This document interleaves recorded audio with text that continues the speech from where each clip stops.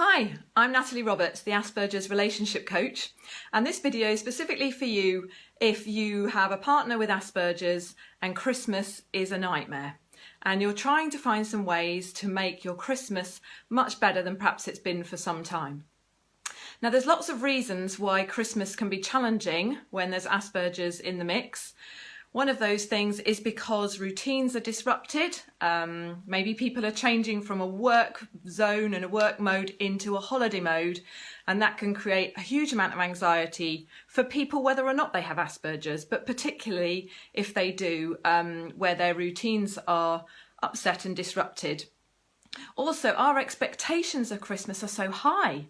Our ideas of how it should be and how it should look, our images and memories that all come together for a few weeks, and we want everything to be perfect, and there's all sorts of things we want to have happen and want to create. So our expectations are very high of ourselves and of how other people will interact with us and how Christmas will go.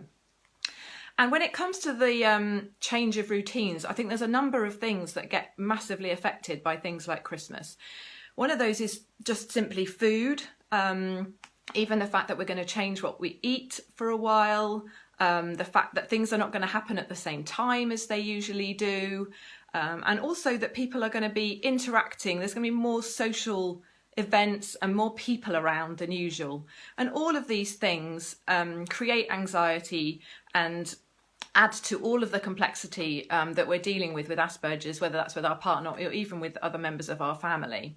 So I held a poll in my Facebook community recently to try and find out how people were doing with that. And I had a few people that actually, for them, Christmas was fine and it didn't cause a massive amount of problems. And several people who definitely felt it was a faux. It was not something that they looked forward to. And interestingly, somebody added in an option to say, well, actually, if I've got some strategies, it's okay. But I wonder if we're okay with it being okay. What if we could thrive at Christmas? What if we could actually find some strategies and some ways to make that time of year better for us and for everybody else? So that's what I want to cover in today's video. 5 top tips for you so that you can begin to thrive at Christmas. Now, I'm going to share the first 2 of those in this video. I'm going to do it in 2 parts. So 2 tips in this video, and the other 3 tips I'm going to share in my Facebook community. So if you're not already in there, I'll post a link under this video at the bottom shortly. And if you're not in the group and you're in a relationship with someone who has Asperger's, why not hop in and join the Facebook community and get the rest of the tips. So the first tip I've got for you is actually grief.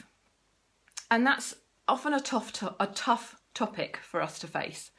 But actually it is the first step to us beginning to thrive at Christmas.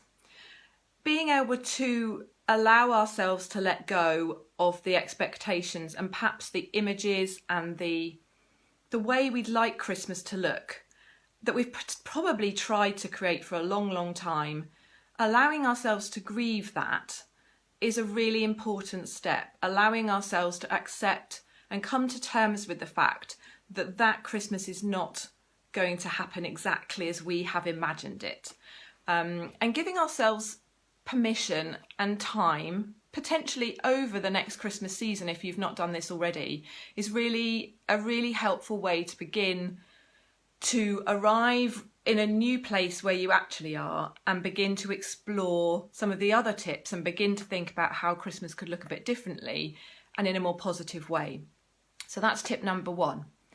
Tip number 2 is something that I tried early on. After I'd kind of done the grief stuff, I decided actually I needed to start to find some way of making Christmas more positive.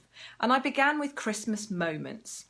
So I want to encourage you to think about what you could do to create much smaller Christmas moments that perhaps feel as fantastic and amazing as if all of your Christmas dreams came true, but you encapsulate it in just a small moment. It may be something as simple as wrapping the presents for your family, or it may be something unexpected that happens. Perhaps you go out and see some Christmas lights with your children or with your partner or some friends, and actually you encapsulate your feeling of Christmas in those moments. You may even be able to sit down with your family and have a conversation about the 1 or 2 things that really make Christmas feel Christmassy for them. and then think about how you can make those things happen rather than trying to create the whole big Christmas that you imagined. How can you begin as a family to create the Christmas moments that will actually make it special for each of you? And certainly when we did that a few years ago, it really helped us to, I guess, break Christmas down into what actually was really important for each other. And funnily enough, it was different for each person. So we were able to then make Christmas happen in miniature for each person. So I hope those are 2 tips for you that are useful and helpful over the next few weeks. The other difficulty or frustration about Christmas is it only comes round every 12 months. So we only have once a year to give these strategies a go.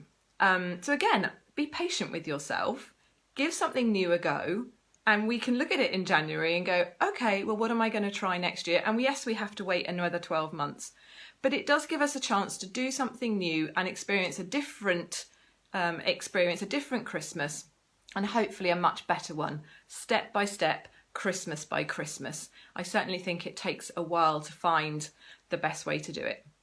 To listen to the next top 3 tips, tips 3 to 5, hop into our Facebook community, join us over there, and I look forward to seeing you soon. Thanks, bye.